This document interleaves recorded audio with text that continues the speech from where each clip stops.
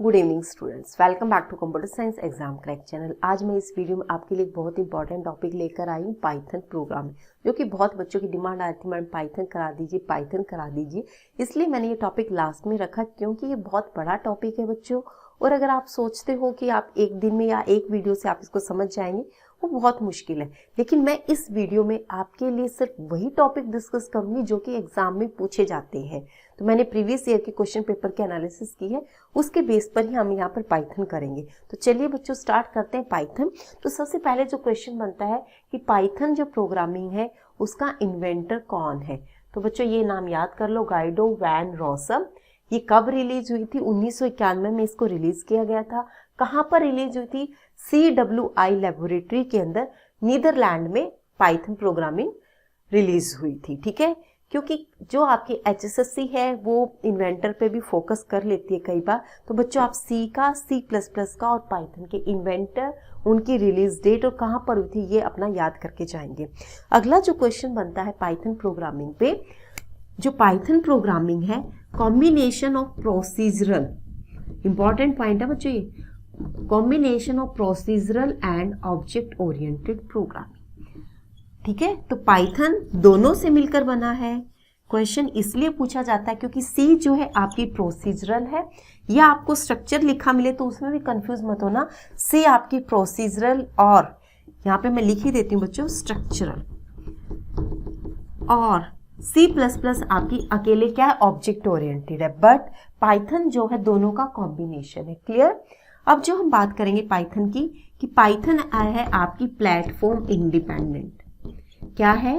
Platform independent, इसको किसी भी प्लेटफॉर्म पे रन किया जा सकता है। और नेक्स्ट पॉइंट क्या है? GUI इंटरफेस है बच्चों। GUI इंटरफेस क्या होता है? आपका ग्राफिकल यूजर इंटरफेस। जो आपकी C और C++ है उनका CUI इंटरफेस है, कैरेक्टर यूजर इंटरफेस है। और यहाँ पर जो आपकी पाइथन है उसका ग्राफिकल यूजर इंटरफेस है, यानी कि सारी जो चीजें हैं ग्राफिक्स वे में है, वहां पर आपके अच्छे अच्छे आइकन्स बने हुए जिसको आप इजीली समझ सकते हैं। और जो आपकी नेक्स्ट चीज है पाइथन के अंदर आपको याद करनी है, पाइथन जो है बच्चों ये IDLE एनवायरमेंट पे रन होती है। कहाँ रन होती है? IDLE एनवायरमेंट पे। इसकी फुल फॉर्म भी आप जान लो, इंटीग्रेटेड डेवलपमेंट एनवायरमेंट। तो पॉइंट जो है बच्चों यहाँ पर सारे ही इंपॉर्टेंट हैं, तो सभी को आपको याद कर लेना है। पाइथन कब रिलीज हुई थी, कहाँ पर रिलीज हुई थी, किसने इसको रिलीज किया था, किस किस का कॉम्बिनेशन है, ये प्लेटफॉर्म डिपेंडेंट है या प्लेटफॉर्म इंडिपेंडेंट है, कैसा इसका इंटरफेस है, कहाँ पर ये रन होती है। तो ये पॉइंट आपको क्लियर हो जाने चाहिए, चाहे तो आप इसका स्क्रीनशॉट ले सकते हो। अब जो आगे हम बात करेंगे बच्चों वो करेंगे पाइथन के प्रोग्रामिंग मोड की। अभी तक जो आपने C और C++ में पढ़ा वो सारा एक कमांड प्रॉम्प्ट पे हम काम करते थे, लेकिन यहाँ पर जो पाइथन के प्रोग्रामिंग मोड है दो तरीके से यहाँ पर आप प्रोग्रामिंग कर सकते हैं। देखते हैं वो कौन कौन से तरीके हैं।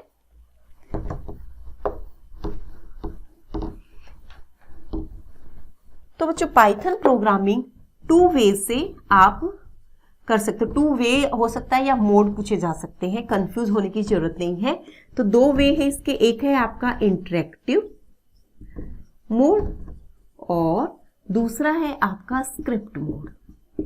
ठीक है बच्चों, 2 मोड है, काफी इंपॉर्टेंट क्वेश्चन बनता है यहाँ पर पाइथन से रिलेटेड। ठीक है, इंटरेक्टिव मोड में क्या होता है? यहाँ पर आप सेट ऑफ स्टेटमेंट्स लिखते हैं। कब? During the execution of the programme.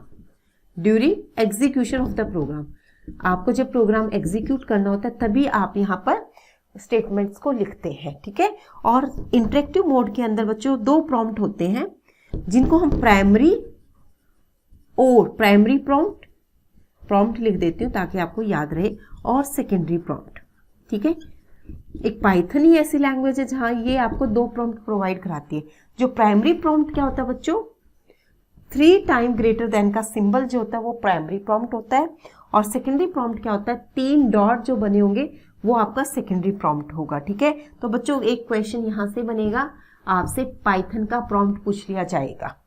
ठीक है, अब इंटरेक्टिव मोड से आप स्क्रिप्ट मोड में आने की जरूरत क्या पड़ी? तो उसका एक ड्रॉबैक है जो आपको याद होना चाहिए कि पाइथन जो है इंटरेक्टिव मोड में आप जो सेट ऑफ स्टेटमेंट्स लिखते हैं during execution of the program लिखते हैं। जब नेक्स्ट टाइम आपको उन्हीं स्टेटमेंट्स को एग्जीक्यूट करने की जरूरत पड़ती है तो आपको दोबारा से रीराइट करना पड़ता है। ठीक है, तो ये जो हेडेक है, इस हेडेक को रिमूव करने के लिए आपके पास क्या आई, स्क्रिप्ट मोड आया। यहाँ पर आप सेट ऑफ स्टेटमेंट्स को लिखते हो और उनको प्रॉपर सेव कर लेते हैं। अब जो क्वेश्चन बनता है बच्चों वो ये बनता है कि पाइथन प्रोग्राम की एक्सटेंशन क्या है। पाइथन प्रोग्राम में जब स्टेटमेंट्स लिखते हो उन स्टेटमेंट्स को आप सेव करते हैं .py से। ठीक है, तो स्क्रिप्ट मोड में आप स्टेटमेंट्स को परमानेंटली लिखते हो और उनको .py एक्सटेंशन से सेव करते हो। तो क्वेश्चन बच्चों एक ये बनेगा, एक प्रॉम्प्ट से रिलेटेड बनेगा, एक एक्सटेंशन से रिलेटेड बनेगा। ठीक है, एक चीज और, पाइथन के अंदर बच्चों जो कमेंट्स लिखते हैं वो लिखते हैं हम हैश से। ये भी क्वेश्चन पूछा गया था एक एग्जाम में, इसलिए मैं बता रही हूँ आपको। पाइथन के अंदर जो कमेंट्स लिखे जाते हैं उसके लिए कौन सा सिंबल होता है, ये वाला हैश सिंबल होता है। इसको हैश सिंबल बोलते हैं या इंक्लूड, या आपको जैसे पहचान करनी है आप पहचान कर लेना बच्चों। 2 आपकी हॉरिजॉन्टल लाइन होती है और 2 आपकी स्लांटिंग लाइन होती है, ये आपके कमेंट्स होते हैं। ठीक है, अब जो हम नेक्स्ट बात करेंगे वो करेंगे हम यहाँ पे डेटा टाइप्स की, कि पाइथन के अंदर कौन कौन सी डेटा टाइप। अभी तक हमने सी और C++ की बात की थी, ऑलमोस्ट दोनों में डेटा टाइप जो है सेम थी, बट यहाँ पर जो पाइथन के अंदर है वो भी डेटा टाइप भी डिफरेंट है। तो क्वेश्चन यहाँ से भी पूछने की बहुत ज़्यादा उम्मीद कर सकते हैं हम लोग। ये स्टूडेंट, जो पाइथन के अंदर डेटा टाइप है वो 5 टाइप की डेटा टाइप्स हैं, नंबर, नन, सीक्वेंस, सेट और मैपिंग। तो सबसे पहले बात करते हैं हम नंबर्स की। नंबर्स में फर्दर क्या होता है बच्चों, आपके पास 3 कैटेगरीज होती है, इंटीजर, फ्लोट और कॉम्प्लेक्स। ठीक है, इंटीजर और फ्लोट तो सभी लैंग्वेज में मिलता है, आपको सी में मिलेगा, C++, बट आपको जो कॉम्प्लेक्स मिलेगा ये एक नया नंबर है, नई डेटा टाइप है जो सिर्फ पाइथन के अंदर है। तो क्वेश्चन एक ये बन जाएगा, ठीक है, जिसको आप हाईलाइट कर सकते हो, कॉम्प्लेक्स की। ठीक है, अब कॉम्प्लेक्स के अंदर अभी तक मैथ्स के अंदर पढ़ा है आप बच्चों आपने a + आयोटा b। ठीक है, और ये इमेजिनरी पार्ट को शो करने के लिए यूज होता था, बट पाइथन के अंदर इस i की बजाय क्या यूज होता है, j यूज होता है। और j किस लिए यूज होता है, इमेजिनरी पार्ट को रिप्रेजेंट करने के लिए। तो ये पॉइंट बच्चों मेरा याद रखना, क्वेश्चन बनेगा यहाँ पर कि एक तो कॉम्प्लेक्स डेटा टाइप नहीं है पाइथन के अंदर, उसके बारे में पूछा जा सकता है। और इसके रिप्रेजेंटेशन देखो मैथ्स में सबने आयोटा b पढ़ा है, बट यहाँ पर जो i की बजाय j यूज होगा तो यहाँ पर पूछा जा सकता है कि इमेजिनरी पार्ट को आप कैसे रिप्रेजेंट करते हैं पाइथन के अंदर। तो आप j से करते हैं बच्चों, j b लिखेंगे तब वो इमेजिनरी पार्ट होगा। दूसरा जो क्वेश्चन बनता है इंटीजर पे। इंटीजर जो है बच्चों, जो हमारा सी लैंग्वेज थी उसके अंदर 2 बाइट होती थी, C++ के अंदर भी 2 बाइट होती थी, लेकिन इंटीजर की जो यहाँ पर लिमिट है वो बहुत बड़ी है। इसलिए क्वेश्चन एक यहाँ पर बन सकता है कि इंटीजर की रेंज क्या है। वैसे तो नंबर बहुत बड़ा है, याद करने में मुश्किल हो सकते हैं, बट थोड़ा सा आइडिया आप लेकर जाएं। तो इंटीजर की जो रेंज होती है बच्चों वो होती है -21474834648 से 21474834647। ठीक है, तो ये रेंज थोड़ा सा याद करने की कोशिश कर लेना बच्चों, थोड़ा सा आगे आगे का पार्ट याद कर लेना, ज़्यादा नहीं तो, जिससे कि आपका इजीली क्वेश्चन जो सॉल्व हो जाएगा। अब हम बात करते हैं नेक्स्ट नन की। नन जो बच्चों डेटा टाइप है, ये क्या सिंगल वैल्यू रिटर्न करता है, सिंगल वैल्यू रिटर्न करता है और ये फॉल्स शो करेगा, फॉल्स रिटर्न करेगा। ठीक है, क्या रिटर्न करेगा, फॉल्स। नन मतलब कुछ भी नहीं, कुछ भी नहीं का मतलब फॉल्स रिटर्न करेगा। ठीक है बच्चों, एक चीज जो मैं नंबर्स के अंदर बताना भूल गई, नंबर क्या है, इम्यूटेबल है आपका, इम्यूटेबल। ठीक है, तो यहां पर जो क्वेश्चन बन सकता है वो ये भी पूछा जा सकता है, सॉरी, यहाँ पर जो क्वेश्चन बन सकता है वो ये भी पूछा जा सकता है बच्चों, म्यूटेबल डेटा टाइप कौन सी और इम्यूटेबल डेटा टाइप कौन सी। तो यहाँ पर मैं साथ के साथ आपको बताती चलूंगी कि जो आपकी नंबर है वो आपकी इम्यूटेबल डेटा टाइप है। ठीक है, डेटा टाइप। म्यूटेबल मतलब जिसको आप चेंज कर सकते हो उसी टाइम पर, और इम्यूटेबल क्या है, जिसको आप चेंज नहीं कर सकते हो सेम प्लेस पर, कुछ टाइम के बाद आप दूसरे प्लेस पर उसको चेंज कर सकते हो। ठीक है, तो म्यूटेबल चेंजेबल और इम्यूटेबल नॉट चेंजेबल। तो आई होप इतना क्लियर हो गया होगा बच्चों।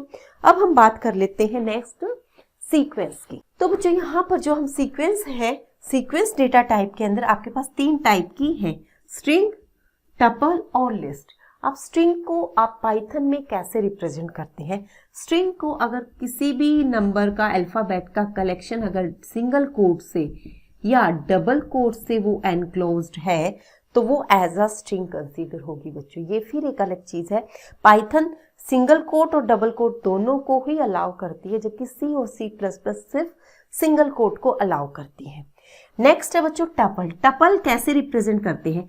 टपल ये होती है बच्चों आपकी 4, 2। तो टपल को रिप्रेजेंट करने के लिए आप सिंपल ब्रैकेट लेते हैं और यहाँ पर आप वैल्यूज लिख देते हैं, ठीक है। और लिस्ट जो है बच्चों, लिस्ट को रिप्रेजेंट करने के लिए यहाँ पर आपको एंगुलर ये वाली बड़े वाली ब्रैकेट लेनी पड़ती है और यहाँ पर आप लिख सकते हैं कोई भी वेरिएबल। आपको जैसे ये लिखना है, लिस्ट लिखा आपने, बीच में आपने कोमा लगाया, नेक्स्ट एक वैल्यू लिख दी 205। तो इस तरीके से बच्चों आप लिस्ट को रिप्रेजेंट करते हैं। तो क्वेश्चन जो बनेगा, आपको ये डिफरेंट डिफरेंट रिप्रेजेंटेशन दे दी जाएंगी कि 4, 2 को इस ब्रैकेट में डाल दिया, 4, 2 को आपको इस ब्रैकेट में डाल दिया, ठीक है। पूछा जाएगा लिस्ट कौन सी है और टपल कौन सी है। तो लिस्ट के लिए बच्चों ये बड़े वाली ब्रैकेट होती है और टपल के लिए स्मॉल ब्रैकेट होती है। आपको इतना याद रखना है। और जो सीक्वेंस जो डेटा टाइप होती है बच्चों, ये म्यूटेबल और नॉन म्यूटेबल दोनों ही टाइप की होती है। म्यूटेबल और एंड लगा देती हूं, एंड नॉन म्यूटेबल दोनों को ही ये सपोर्ट करता है। फाइन। अब जो नेक्स्ट बात आती है आपकी सेट्स की। सेट्स क्या होते हैं? जैसे मैथ्स के अंदर बच्चों सेट्स होते थे, ऐसे यहाँ पर सेट्स हैं, लेकिन उनकी जो रिप्रेजेंटेशन है वो थोड़ी सी अलग है। रिप्रेजेंटेशन क्या है बच्चों? यहाँ पर एक तो सीक्वेंशियल वे में डाटा को रिप्रेजेंट करते हैं, पहली बात सेट्स के अंदर।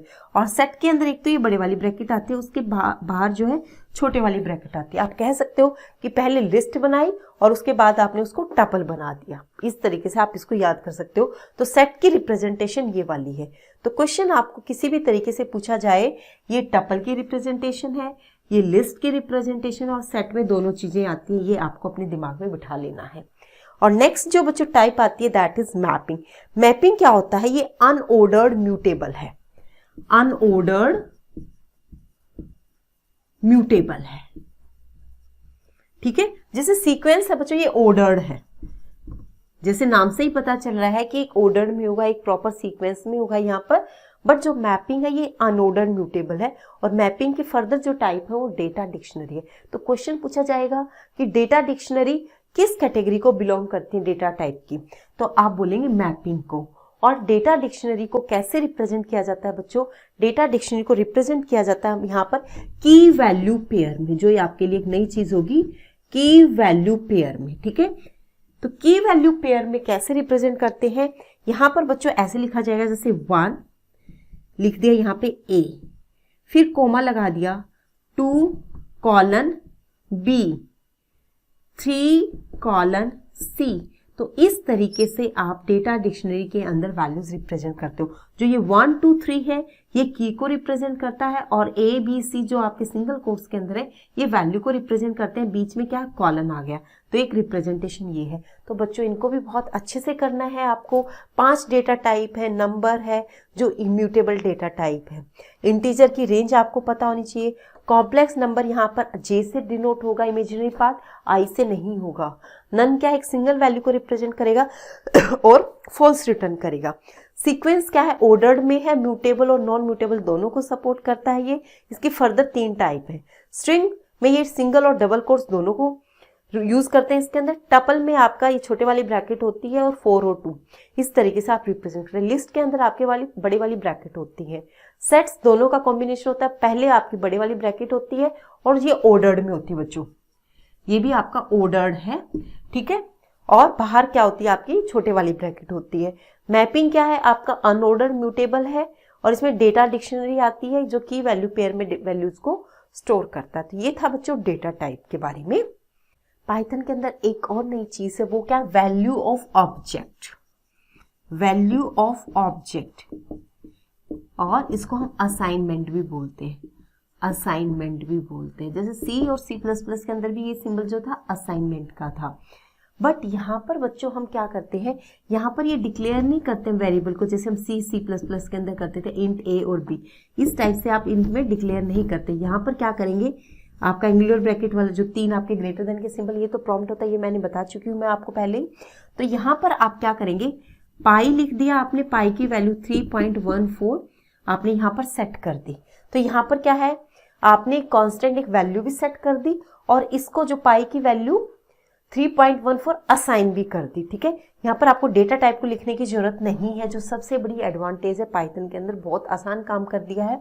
यहाँ पर आप क्या करेंगे, प्रॉम्प्ट पर जाएंगे, वेरिएबल का नाम लिखेंगे और उसको वैल्यू असाइन कर देंगे। आपको यहाँ पर इंटीजर, फ्लोट या कैरेक्टर, कॉम्प्लेक्स जो भी है आपको यहाँ पर लिखने की जरूरत नहीं होगी। पाइथन कंपाइलर अपने आप ही उसको आइडेंटिफाई करेगा। काफी इंपॉर्टेंट पॉइंट है, ये आपसे पूछा जा सकता है एग्जाम में। अब जो बच्चों बात करें हम कीवर्ड्स की पाइथन के अंदर कितने कीवर्ड्स हैं? पाइथन के अंदर बच्चों 31 कीवर्ड्स। ठीक है, और कीवर्ड्स क्या होते हैं बच्चों? कीवर्ड्स वो टर्म होती है जो पाइथन के लिए फिक्स है, उनको आप अपने पर्पस के लिए यूज नहीं कर सकते हैं। जैसे आपका इफ, एल्स, ब्रेक, कंटिन्यू, ठीक है, आपका व्हाइल, डू व्हाइल, ठीक है। तो बहुत चीजें हैं बच्चों आपकी जो फिक्स है, जिनको आप अपने प्रोग्रामिंग में अपने लिए आप यूज नहीं कर सकते हो। तो टोटल जो कीवर्ड होते हैं वो 31 होते हैं पाइथन के अंदर। आई होप इतना भी क्लियर हो गया होगा।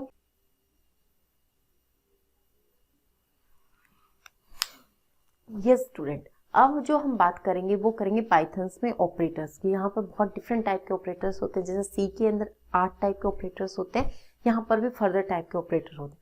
सबसे पहले बात करेंगे मैथमेटिकल ऑपरेटर हो सकते हैं या फिर आपके अर्थमेटिक ऑपरेटर हो सकते हैं। ठीक है, अब अर्थमेटिक और मैथमेटिकल आपको इतना पता है कि प्लस, माइनस, मल्टीप्लिकेशन, डिवीजन ये सिंपल मैथ्स में भी यूज होते थे, यहाँ पर यूज होंगे। वही काम करेंगे जो आपके सिंपल मैथ्स के अंदर करते थे। ये आपका प्रॉम्प्ट हो गया, 3 ग्रेटर देन के सिंबल, 50 प्लस 45 किया तो रिटर्न कर देगा ये आपको 95, ये कर देगा आपको 5 रिटर्न। ठीक है, और 3 इंटू 2 ये 6 रिटर्न कर देगा। सिमिलरली डिवीजन के लिए भी आपका हो सकता है, यहाँ पे 6 डिवाइडेड बाय 2 रिटर्न करेगा ये आपको 3। अब जो नेक्स्ट है बच्चों वो है मोड्यूलो, परसेंटेज, मोड्यूलो और रिमाइंडर। ये क्या करेगा, रिमाइंडर रिटर्न करेगा। अब आपने लिखा यहाँ पर 7 डिवाइडेड 7 मोड्यूलो 2, तो रिमाइंडर क्या होगा बच्चों, 2 3 जा 6, रिमाइंडर 1 बचेगा ना, तो आंसर यहाँ पर 1 आएगा, तो ये रिमाइंडर को बताएगा। तो क्वेश्चन जो एग्जाम में पूछा जाता है बच्चों, ये मोस्टली यहाँ से पूछा जाता है कि परसेंटेज का क्या मतलब है। तो परसेंटेज में आपको कंफ्यूज होने की जरूरत नहीं है बच्चों, यहाँ पर ये रिमाइंडर को रिटर्न करेगा। जैसे ये 7 अंदर लिख दिया आपने, 2 बाहर लिया, 2 3 जा 6 होता है, रिमाइंडर क्या बचिया, 1 बचिया, इसको ये रिप्रेजेंट करेगा मोड्यूलो। नेक्स्ट जो ऑपरेटर, ये भी काफी इंपॉर्टेंट है, इसको बिल्कुल बच्चों ऐसे दिमाग में बिठा लो कि एक्सपोनेंशियल को आप यहाँ पर डबल, जो आपके ये मल्टीप्लिकेशन के सिंबल होते हैं, डबल मल्टीप्लिकेशन, या आप इसको बोल सकते हैं डबल स्टार, ठीक है, इससे रिप्रेजेंट करते हैं। क्वेश्चन एग्जाम में ये पूछा गया है, एक क्वेश्चन पेपर था मेरे पास HSSC का, वहां पर एक्सपोनेंशियल का सिंबल पूछा गया था, तो ये सिंबल होता है। और एक चीज और मैं बता दूं बच्चों, जितने भी ऑपरेटर्स होते हैं, अभी जो आगे भी मैं पढ़ाऊंगी, सबसे हाईएस्ट प्रायोरिटी किसकी होती है, एक्सपोनेंशिएशन की होती है। ये पॉइंट भी आप याद रखो, सबसे हाईएस्ट प्रायोरिटी अगर आपसे पूछी जाएगी तो हाईएस्ट प्रायोरिटी भी आपकी एक्सपोनेंशिएशन की होती है। डबल आपके स्टार सिंबल यूज होते हैं, मल्टीप्लिकेशन सिंबल यूज होते हैं। अगला है बच्चों इंटीजर डिवीजन। ये क्या करेगा, सिर्फ इंटीजर वैल्यू को रिटर्न कराएगा, ठीक है। ये इम्प्लीमेंटेशन डिपेंडेंट होता है। और इंटीजर डिवीजन के लिए बच्चों यहाँ पे डबल स्लैश आता है, सिंपल डिवीजन में सिंगल आता है, यहाँ पे आपका डबल आता है। तो जैसे 7.0 डिवाइडेड बाय 2, तो ये रिटर्न करेगा 3.0 को, ठीक है। तो ये आपके मैथमेटिकल ऑपरेटर्स थे। अब हम पढ़ेंगे रिलेशनल ऑपरेटर। रिलेशनल ऑपरेटर भी ऑलमोस्ट वही है जो आपके सी के अंदर थे, कोई भी नया ऑपरेटर नहीं है। ये स्टूडेंट, ये आपके रिलेशनल ऑपरेटर है, इसको आप लेस देन बोलते हैं सिंबल को, ठीक है। वही मैथ्स वाले हैं यहाँ पे, इसको आप ग्रेटर देन बोलते हैं। ये आपका लेस देन इक्वल टू होता है, ये ग्रेटर देन इक्वल टू हो जाएगा, ये बच्चों नॉट इक्वल हो जाएगा। नॉट इक्वल को आप इस तरीके से, या फिर एक ये आपका एक्सक्लेमेशन साइन हो जाता है और इक्वल हो जाता है, इसको आप नॉट के लिखते हैं। और ये जो है डबल इक्वल, इसको आप इक्वल के लिए, कंपैरिजन के लिए यूज करते हैं, ठीक है। असाइनमेंट तो बताया था मैंने, असाइनमेंट तो सिंगल आपका ये वाला होता है, ठीक है।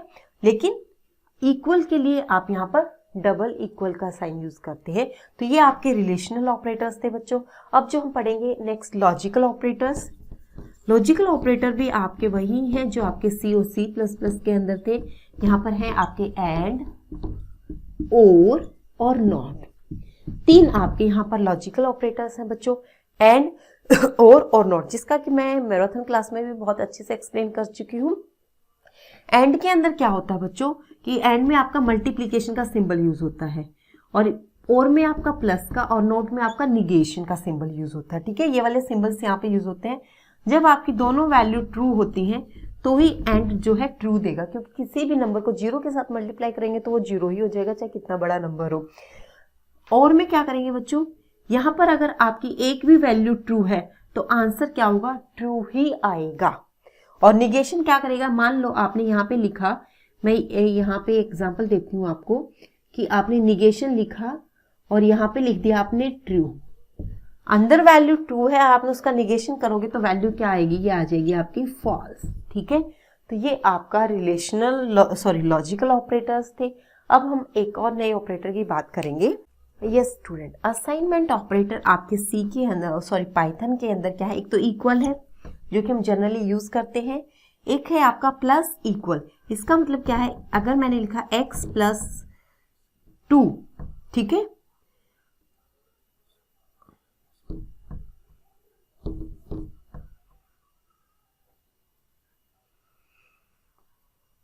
यस स्टूडेंट, अब हम असाइनमेंट ऑपरेटर्स के बारे में बात करें। असाइनमेंट में एक तो आपका इक्वल का सिंबल है, ठीक है, इक्वल जनरली आपका क्या होता है, ये वाला लिख दिया x = 2, तो x को 12 वैल्यू असाइन हो गई। अब जो बात है आपकी प्लस इक्वल का क्या मतलब है, यहाँ पर आपने लिखा x + 2, यानी कि x = x + 2 के इक्वल ये चीज आ गई है आपकी। ठीक है, x + 2। सिमिलरली ये वाला जो है आपका x - 2, तो इसका मतलब क्या होगा, x = x - 2, 2 का डिक्रीमेंट हो जाएगा। सिमिलरली ये डिवीजन के लिए हो जाएगा, ये मॉड्यूलो के लिए है बच्चों, ये एक्सपोनेंशियल असाइनमेंट ऑपरेटर है, ये आपका जो मैंने आपको बताया था इंटीजर डिवीजन असाइनमेंट ऑपरेटर है, इंटीजर डिवीजन। तो इनके नाम भी आप याद कर लो, ये इंटीजर डिवीजन। यहीं पर दिक्कत आने वाली है थोड़ी सी आपको, यहाँ पर एक्सपोनेंशियल इक्वल, क्योंकि ये थोड़ी सी नई चीज लगेगी आपको, एक्सपोनेंशिएशन इक्वल असाइनमेंट। ठीक है, और ये बच्चों आपका मॉड्यूलो असाइनमेंट, मॉड्यूलो या इसको क्या बोल सकते हैं, रिमाइंडर असाइनमेंट। ठीक है बच्चों, तो ये था आपका ऑपरेटर्स का टॉपिक। तो ऑपरेटर्स में सबसे हाईएस्ट प्रायोरिटी, तो ये आपको पूछे जा सकते हैं। दूसरा सबसे हाईएस्ट प्रायोरिटी मैंने बताई थी, एक्सपोनेंशिएशन की सबसे हाईएस्ट प्रायोरिटी होती है। क्वेश्चन जो बनेगा यहाँ से बन सकता है, हाईएस्ट प्रायोरिटी क्या है, कौन से ऑपरेटर की होती है, तो आपका आंसर होगा एक्सपोनेंशिएशन। और सबसे लोवेस्ट प्रायोरिटी अगर पूछी जाए बच्चों, लोवेस्ट प्रायोरिटी होती है आपके लॉजिकल ऑपरेटर्स की। लोवेस्ट प्रायोरिटी किसकी होती है, आपकी लॉजिकल ऑपरेटर्स की। ठीक है, तो लॉजिकल ऑपरेटर्स जो होते हैं उनकी सबसे लोवेस्ट प्रायोरिटी होती है, यानी कि सबसे बाद में आपके ये ऑपरेटर्स जो इंप्लीमेंट किए जाते हैं, और सबसे पहले अगर आपके एक्सप्रेशन में एक्सपोनेंशिएशन है तो उसको पहले एक्सपोनेंशिएशन को सॉल्व किया जाता है। तो ये थे बच्चों आपके ऑपरेटर्स। आई होप कि ये आपको समझ आ गए होंगे। कुछ अब हम प्रैक्टिस क्वेश्चंस कर लेते हैं, जिससे कि थोड़ा सा आपको कॉन्फिडेंस आ जाएगा पाइथन से भी। ये स्टूडेंट, ये काफ़ी इंपॉर्टेंट क्वेश्चंस हैं आपके, जो अभी तक हमने मटेरियल किया है उससे रिलेटेड। तो पहला है आपको what is the value of this expression. Expressions आपको गिवन है और आपको इनकी वैल्यूज कैलकुलेट करनी है।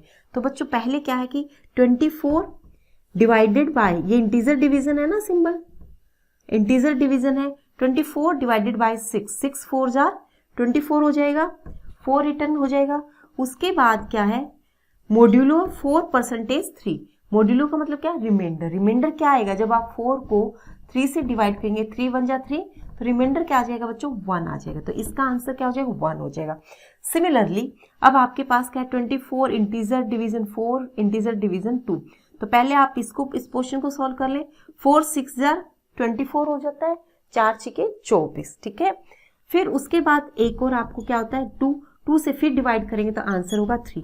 तो इसका आंसर एक का 1 हो जाएगा, एक का 3 हो जाएगा। तो ये क्वेश्चन जो है बच्चों एग्जाम में पूछे जा सकते हैं आपसे, ठीक है। अगला जो है what is the value of 2 exponentiation 4.0, ये बच्चों जरूर करके जाना, बहुत इंपॉर्टेंट है ये। तो इसमें क्या हो जाएगा, आप एक्सपोनेंशिएशन को कैसे लिखेंगे, एक्सपोनेंशिएशन को लिखेंगे आप 2 की पावर 4.0। तो 2 की पावर 4.0 क्या होता है, 2 को आप 4 टाइम लिखकर देखो, 2 2 दूनी 4, 4 दूनी 8, 8 दूनी 16। तो यहाँ 16.0 जो है बच्चों इसका आंसर हो जाएगा। तो ये क्वेश्चन जो आपसे एग्जाम में पूछा जाएगा, तो प्लीज इसको भी कर लेना। एक दो क्वेश्चन और देख लेते हैं जो एक पाइथन से पूछे जा सकते हैं, अभी तक जितना हमने टॉपिक कवर किया उसमें से। ये स्टूडेंट, ये कुछ और क्वेश्चंस हैं। पहला क्वेश्चन है which data type allow only true और फॉल्स वैल्यू, कौन सी ऐसी डेटा टाइप है जो एक ट्रू या फॉल्स वैल्यू को रिटर्न करती है। तो बच्चों ये होती है, सॉरी मार्कर थोड़ा सा हमारा वर्क नहीं कर रहा है, तो ये होती है आपकी बच्चों बूलियन जो डेटा टाइप होती है वो या तो वैल्यू ट्रू रिटर्न करती है या फॉल्स रिटर्न करती है। ये आपका C और C++ में भी एक डेटा टाइप होती है बच्चों। अगला right the kind of Python dictionary, Python dictionary किस टाइप की है। आपने एक डेटा टाइप पढ़ा था ना, मैपिंग के अंदर डिक्शनरी था, ठीक है। और डिक्शनरी किस टाइप से वैल्यू को रिप्रेजेंट करता था, की वैल्यू फॉर्म में। तो ये जो टाइप है बच्चों, ये होती है आपकी हैश टेबल, ठीक है। आप इसको याद कर लो for the time being. Hash table अपने आप में बहुत बड़ी कहानी है जो मैं अभी यहाँ पर एक्सप्लेन नहीं करूंगी बच्चों, आपको अभी नहीं समझ आएगी। सिर्फ आप ये क्वेश्चन याद करो, right the kind of Python dictionary hash table. और हैश टेबल में थोड़ा सा आप ये देख लो कि हैश टेबल किस तरीके से वैल्यूज को रिप्रेजेंट करती है। ये रिप्रेजेंट करती है की वैल्यू की फॉर्म में, ठीक है। और की वैल्यू में मैंने बताया था जैसे ये 1 और ये a, तो इस तरीके से जो है आपकी हैश टेबल रिटर्न करती है। What is the extension of Python programme, most common question है .py, ठीक है। कमेंट स्टार्ट विद पाइथन किसमें, हैश सिंबल से, ठीक है बच्चों। तो ये क्वेश्चंस है। तो आई होप कि बच्चों ये लेक्चर जो है आपके लिए काफ़ी इंपॉर्टेंट रहे। इससे आगे थोड़ा फंक्शन के बारे में मैं आपको बता दूंगी और जो प्रैक्टिस क्वेश्चंस में से बन पाएंगे बच्चों मैं वो यहाँ पर आपको करवा दूंगी। और मैं यही उम्मीद करती हूँ और भगवान से यही प्रे करती हूँ कि आपका पेपर अच्छा जाए, मेरी भी मेहनत फल लेकर आए और आपकी भी मेहनत रंग लेकर आए, ठीक है बच्चों। तो इसके साथ ही ये लेक्चर जो मैं अभी यहीं पर ख़त्म करती हूँ। मिलते हैं नेक्स्ट वीडियो में नेक्स्ट टॉपिक के साथ, तब तक के लिए थैंक यू वेरी मच।